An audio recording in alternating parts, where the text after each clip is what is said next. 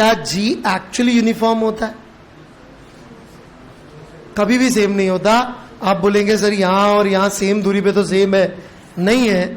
यहां पर ग्रेविटी की डायरेक्शन इधर है, सेम दूरी पर ग्रेविटी की डायरेक्शन सेम नहीं है. वो अलग बात है कि इतनी दूरी जाना हमारे लिए बहुत मुश्किल हो जाता है, हमें दिखता नहीं है इतनी दूरी का.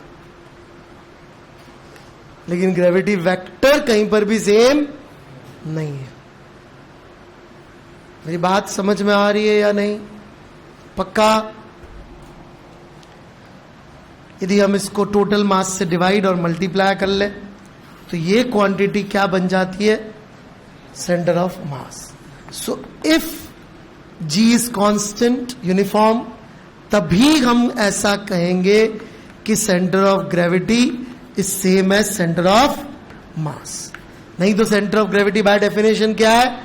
Affective point of application of gravity, which may और may not be center of mass. Actually it is never same, because G same आ ही नहीं सकता दो जगहों पर. G वेक्टर की डेफिनेशन ही ऐसी है कि कभी सेम आ ही नहीं सकता. G वेक्टर की डेफिनेशन है GME by R square R cap. Alright. यदि आप डायरेक्शन सेम करने जाओगे तो मैग्नीट्यूड सेम नहीं होगा, मैग्नीट्यूड सेम करने जाओगे तो डायरेक्शन सेम नहीं हो सकती, क्योंकि पोजीशन वेक्टर आ रहा है. एक पॉइंट का पोजीशन वेक्टर दूसरे पॉइंट के पोजीशन वेक्टर के बराबर कभी भी नहीं हो सकता. Never ever. So G vector by definition कभी सेम यूनिफॉर्म हो नहीं सकता. इसलिए एक्चुअली जो सीजी और सीएम कभी भी सेम होते नहीं है. लेकिन हम जो मैकेनिक्स पढ़ते हैं उसमें मोस्ट ऑफ द टाइम हम जी को सेम मानते हैं. तो हमारी आदत पड़ जाती है कि जी मैक्सिमम टाइम सेम मान रहे हैं तो आगे भी सेम ही रहेगा. तो बस एक ही बार आएगा सवाल जिसमें जी सेम नहीं लेना होगा, जेई में आएगा, उसके बाद अगले साल से लोग बढ़ाएंगे. सो दोनों चीजें सेम नहीं है. पक्का? क्लियर है? बिल्कुल. सिर्फ जी कांस्टेंट मानते हैं तब. राइट. एक्चुअली जी सेम नहीं होता है. राइट. यहीं पर ही साथ में एक फ्री में एक और डेरिवेशन हो जाती है, तो वो भी हम लोग कर देते हैं. हेडिंग डाल सकते हैं आप. Effective point of application of pseudo force is center of mass. Effective point of pseudo force is center of mass. ये बड़ी इजीली प्रूव हो सकता है. राइट. कि effective point of application of pseudo force जो है वो सेंटर ऑफ मास होगा. बहुत ही आसान सी चीज है. सूडो फोर्स मतलब कि किसी पार्टिकल पी का एक्सेलरेशन करके हम ये फोर्स लिखेंगे सबके ऊपर. जिस भी पार्टिकल पी पे हम जाके बैठ गए जो एक्सेलरेटेड है, अरे ऑब्जर्वर का जो एक्सेलरेशन है उसका उल्टा करके सब पे लिख देंगे. तो जो सूडो फोर्स का टॉर्क आएगा वो RI cross MI minus AP आएगा. कोई तकलीफ? सूडो का टॉर्क नहीं आ रहा है समझ में? राइट. इसको आगे बढ़ाते जाइए. हो गया प्रूफ. ये लीजिए.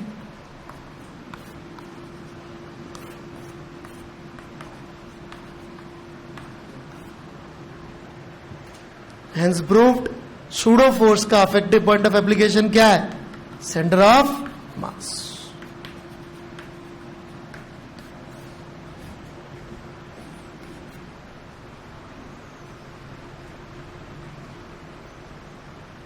And this is the reason even when center of mass is accelerating, you can use this equation. लिख लीजिए, फिर मुझे इसका लॉजिक दीजिए कि why the this equation will be true even if CM is accelerating. पहले प्रूफ कर लीजिए आराम से. जल्दी नहीं है. सब लोगों को ना अगली चीज का आंसर देने की इच्छा रहती है, सीखने की नहीं रहती है. ये क्या कर रहा हूं? What do you think? कोई समझा पाएगा ये मैंने क्या से लिखा? प्रूफ तो सबको समझ में आ गया. सूडो फोर्स का इफेक्टिव पॉइंट एप्लीकेशन क्या है? सेंटर ऑफ मास. या नहीं आया प्रूफ समझ में? Summation of RI cross MI minus AP किया अपन ने, सॉल्व किया तो क्या दिख रहा है कि जैसे ऐसा कर सकते थे कि सारा फोर्स का लगा सकते थे, सेंटर ऑफ मास पे लगाते तो वही टॉर्क आता जो अपन इंडिविजुअली सबके लिए करके दिखाते। यार ये थ्योरी ऐसे ही चलती है, थ्योरी में मैं आई लिखना पड़ेगा, 1 2 3 4 लिख के नहीं दिखा सकता मैं, राइट। कईयों को बहुत एब्स्ट्रैक्ट लगती है, परेशान होते, नहीं तो कम से कम रिजल्ट याद रख लीजिए, रिजल्ट बहुत इंपॉर्टेंट है। इससे यहां तक कैसे पहुंच गया मैं, what is the idea here, anyone?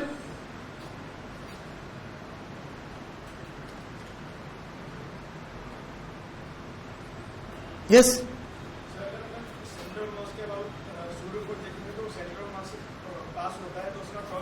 Very good.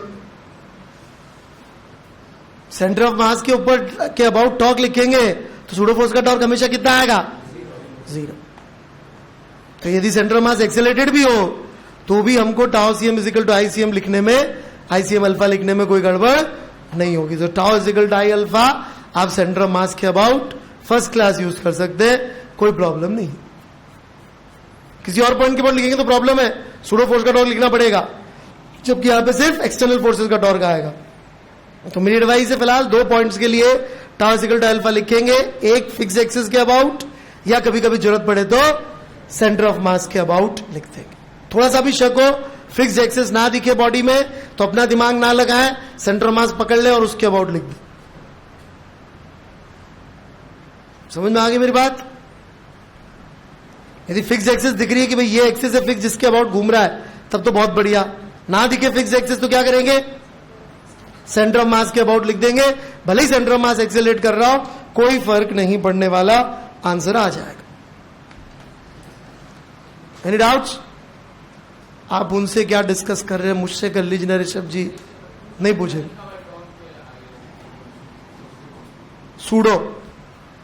Pseudo force का टॉर्क हेडिंग डाली है तो वहां सूडो ही लिखा होगा यार, तेरा नाम थोड़ी लिखा होगा है। अभी बुलवाया था ना सूडो फोर्स का टॉर्क, नहीं सुना? यस, हाँ। सूडो फोर्स किससे पास होगा हमेशा, तो कितना टॉर्क प्रोड्यूस करेगा? नहीं तो हमको इक्वेशन लिखनी पड़ती, torque due to pseudo plus torque due to external forces, right. ऊपर लिख देता हूं मैं, torque due to pseudo about centre of mass plus torque due to external about centre of mass is equals to ICM alpha. ये equation आती ना, लेकिन ये वाला पार्ट कितना हो जाएगा, 0। भाई यदि हमें टाउ इक्वल टू अल्फा लगाना है सूडो फोर्स को यूज करते हुए, तो रियल फोर्सेस का टॉर्क और सूडो फोर्स का टॉर्क लिखना पड़ेगा। यार बार बार नहीं पढ़ा सकते ये सब चीजें यार, एफ इक्वल टू एम में पढ़ा दिया ना भाई कि सूडो फोर्स भी लिखना पड़ता है यदि सेंटर एक्सेलरेटेड हो तो कोई भी चीज। तो अब हमको यदि एक्सेलरेटेड फ्रेम में जाएंगे तो हमें क्या करना पड़ेगा, रियल फोर्स का भी टॉर्क लिखना पड़ेगा और सूडो फोर्स का भी टॉर्क लिखना पड़ेगा। लेकिन उसमें सबसे खास बात क्या है कि सेंटर ऑफ मास के अबाउट लिखेंगे तो सूडो फोर्स का टॉर्क हमेशा 0 आएगा, ऑब्वियसली, राइट। यदि हम यहां पे सेंटर ऑफ मास की बजाय कोई और पॉइंट ले लेते, पॉइंट P, तो फिर ये वाली क्वांटिटी 0 नहीं होती,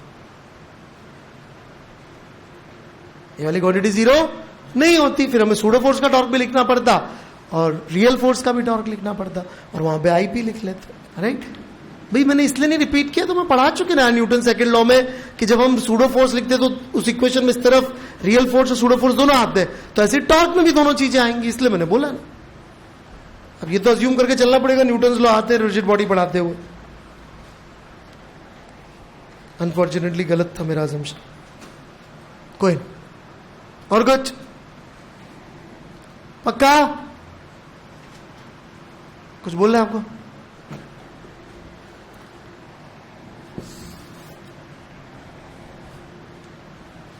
सो ये बहुत इंपॉर्टेंट इक्वेशन है, इसको हम बहुत यूज कर रहे होंगे आने वाले टाइम में, right. Tau C M is equals to I C M alpha, ये आराम से यूज कर सकते हैं सेंटर ऑफ मास एक्सीलरेट हो तब भी, ओके। लास्टली 2 मिनट जो मैंने इंटरेस्टिंग बातें बताई थी वो भी यहां पे प्रूव हो जाती है। लेकिन ये समझ में नहीं आया तो मैं रिपीट नहीं करूंगा, क्योंकि ये सिलेबस की चीज नहीं है, ये मैं अपने इंटरेस्ट के लिए पढ़ाता हूं, क्योंकि मेरा साइंस में सच में इंटरेस्ट है। Alright, contrary to you, I actually am interested in science. All right.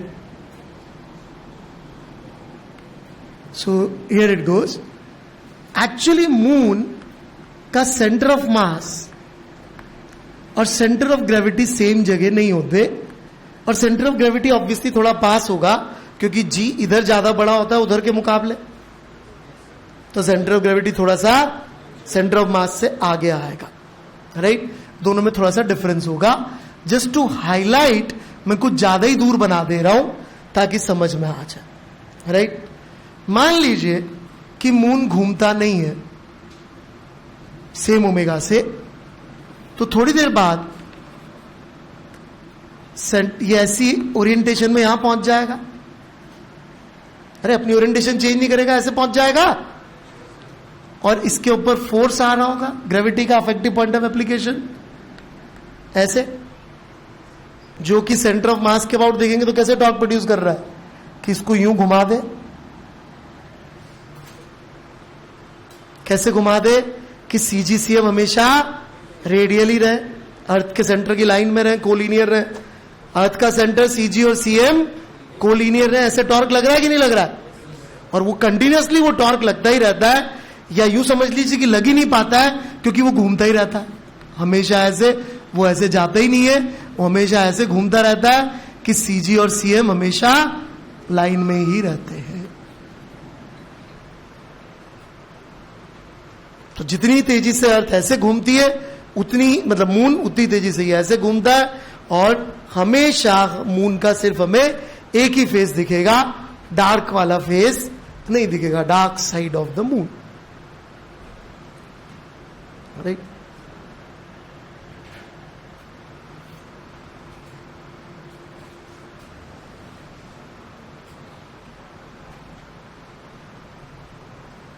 Venus के साथ भी ऐसा है, तो हमेशा वीनस का एक ही फेस सन की तरफ होता है और काफी परेशानी हो जाती है। तो जो कोई भी सैटेलाइट्स होते हैं अर्थ के, जैसे अर्थ का एक आर्टिफिशियल सैटेलाइट है, मून जितनी दूरी पे तो नहीं है, इसमें हो सकता है बहुत कम डिफरेंस होगा सीजीसीएम में, लेकिन वही इकलौता फोर्स है और कोई फोर्स नहीं है। यदि एक ही है तो छोटा सा डिफरेंस इज गुड इनफ। तो वो फोर्स विल इंश्योर कि आपका सैटेलाइट भले ही फंक्शनिंग हो कि नॉन फंक्शनिंग हो, लेकिन वो फेस हमेशा अर्थ की तरफ ही करेगा। हमें उसके लिए अलग से कंट्रोलर रखने की जरूरत नहीं, एक बार आपने सेट कर दिया हमेशा ऐसे ही होगा। राइट, हिंट ये है कि अर्थ अकेली नहीं, अर्थ और मून का सीजीसीएम अलाइंड होना चाहिए, लेकिन पेन आप चलाएंगे। चूंकि अर्थ अकेली नहीं है, सन के सामने अर्थ और साथ में भारी सा मून है, उन दोनों के सिस्टम का सीजीसीएम सन के सेंटर के लाइन में होना चाहिए, तो अर्थ को इंडिपेंडेंट रोटेशन करने का चांस मिल जाता है। इसलिए 365 दिन घूमने में और एक दिन ऐसे घूमने में। राइट, इससे ज्यादा मैं बात नहीं करूंगा। Got it? So that's what it is. आया समझ में? सीजीसीएम का अंतर साफ साफ दिखता है मून के केस में कि दोनों सेम पॉइंट्स नहीं है, exact same period of revolution, same period of rotation, कुछ नहीं है। दूसरी साइड का देखा ही नहीं, कभी किसी ने नहीं देखा, मतलब बहुत कम ह्यूमन बींग्स है जिन्होंने दूसरी साइड देखी है। Right, got it? Any doubts?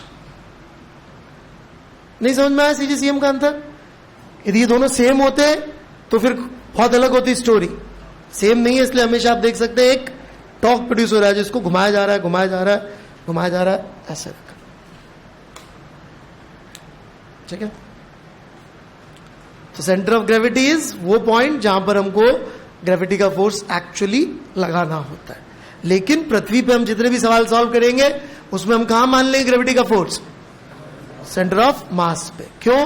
क्योंकि अपन ने देखा है कि यदि जी को यूनिफॉर्म माने तो सीजीसीएम में अंतर करने की जरूरत नहीं है, but that's not actually true. Okay, लेकिन वो अंतर इतना छोटा आता है पृथ्वी पे कि हम इग्नोर कर लेते हैं। Got it? कुछ पूछना है? कुछ भी समझ में नहीं आता क्या आप लोगों को?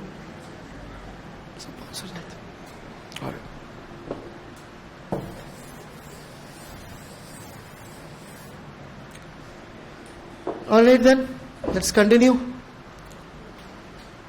Clear on this one? All right. तो एक और थ्योरम है, ये भी कर लेते हैं प्रूफ.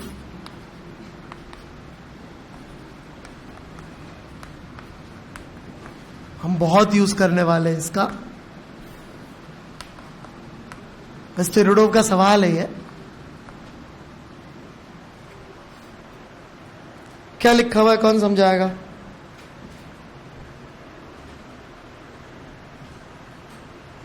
S for system.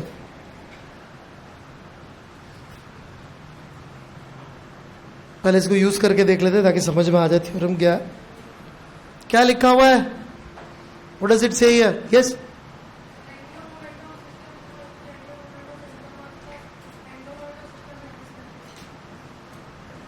अरे ठीक है. जैसे कि एक रॉड है, इस हिंज के अबाउट घूम रही है ओमेगा से, मास एम, लेंथ है. ठीक है. इस सिस्टम का angular momentum about point O हम दो अलग अलग तरह से लिख सकते हैं. एक ये तरीका और एक ये तरीका. समझ में आ रहा है क्या मैं क्या बोल रहा हूं? यदि हम इस तरीके से लिखे तो ओ के about angular momentum would be I O omega. नहीं आ रहा समझ में? पिछली क्लास में बताया अपन ने, नहीं बताया क्या? अरे तो ओ के अबाउट क्या आ जाएगा? Angular momentum about O would be moment of inertia about O into omega. What is moment of inertia about O? ml square by 3. लेकिन इसी रिजल्ट को हम लोग और कैसे निकाल सकते हैं? सेंटर ऑफ मास को अलग से एक पॉइंट मास ट्रीट करके, उसका आरसीएम क्रॉस एमवीसीएम अलग करके, और सेंटर ऑफ मास के अबाउट एंगुलर मोमेंटम अलग से लिख के रिजिड बॉडी का. So try that. लिख के देखिए बाकी की दो टर्म्स यहां पे.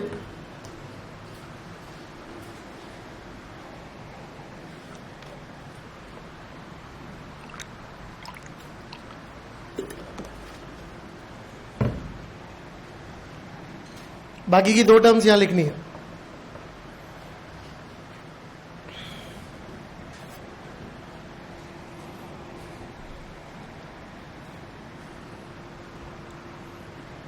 गलत हो जाए कोई बात नहीं, कोशिश करिए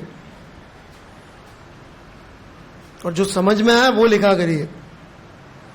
पड़ोसी जो लिख रहा हो मत लिखा करिए.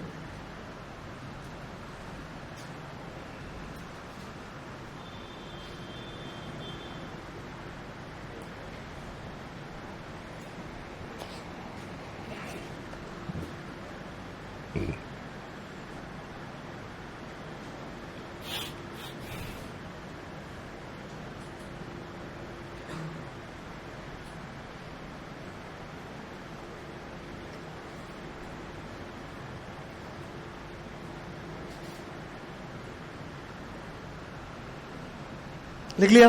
मैच हो रहा है? नहीं हो रहा है? ओ के अबाउट लिखना है हमको. सेंटर ऑफ मास के बारे में बात करनी है.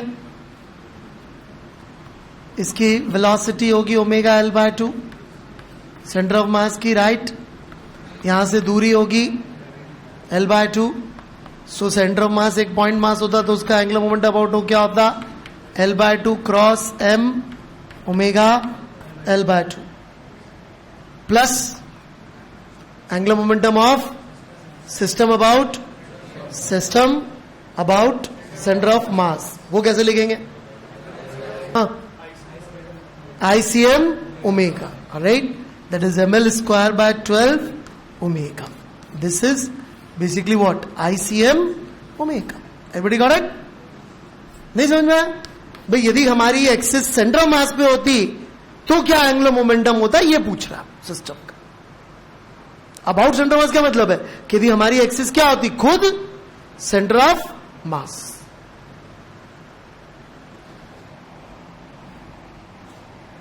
पहले इसको मैं इन दोनों का सम लिख दूं, फिर इसको मैं इन दोनों का सब्ट्रैक्शन लिख दूं। आप ये जेन्युइनली यही सोचते हैं आप?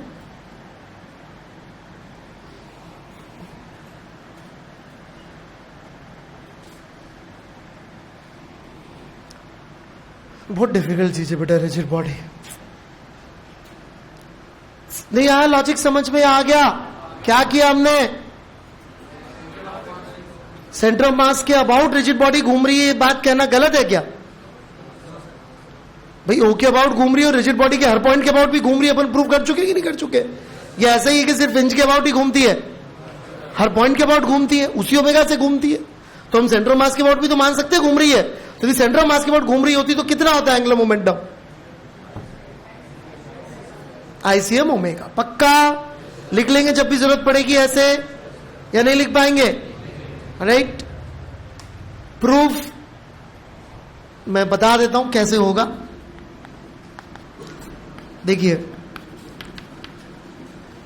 ये है एंगुलर मोमेंटम सिस्टम, इसमें जबरदस्ती सेंटर ऑफ मास डालना है तो जुगाड़ एक ही है, आर आई को लिख दीजिए r i c plus r c, और वी आई को लिख दीजिए v i c plus v c. इसमें रिप्लेस कर दीजिए, क्रॉस प्रोडक्ट करिए, 4 टर्म्स आएंगी, 2 ये बन जाएंगी, 2 0 हो जाएंगी। ऑलराइट, ट्राई करके आइएगा।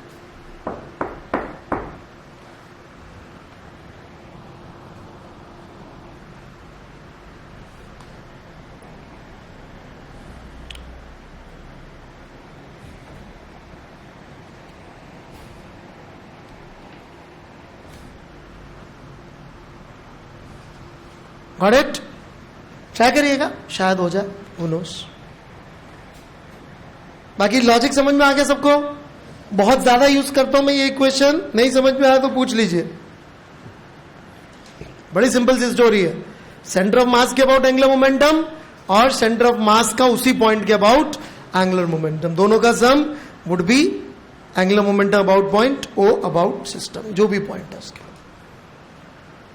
पक्का? बता दूं ये सब।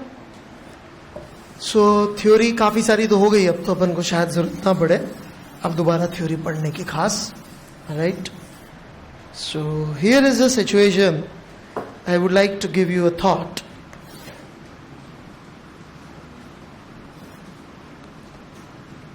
हमारे पास में एक m मास का ब्लॉक है, राइट? इसको हमने u वेलोसिटी दे दी रफ सरफेस पे। ओके, रफ सरफेस है, कोफिशिएंट ऑफ फ्रिक्शन म्यू, उस पे हमने इसको इनिशियल वेलोसिटी u दे दी। ठीक है, इस इक्वेशन को यूज करके यदि मैं इसका एंगुलर मोमेंटम जमीन के पॉइंट O के अबाउट लिखूं, इसकी विड्थ W है, हाइट h है। ठीक है, तो कितना आएगा initial angular momentum about point O? इस मोमेंट पे फेंकते ही जरा निकालिए, कितना आएगा? सेंटर ऑफ मास U से जा रहा है, राइट? इस लाइन के अलोंग, इससे परपेंडिकुलर डिस्टेंस कितना है? तो एक तो पहली टर्म लिख लेते हैं अपन h/2, परपेंडिकुलर अपन ने ऑलरेडी ले लिया तो क्रॉस क्रॉस का कोई मतलब नहीं रहा, mu plus centre of mass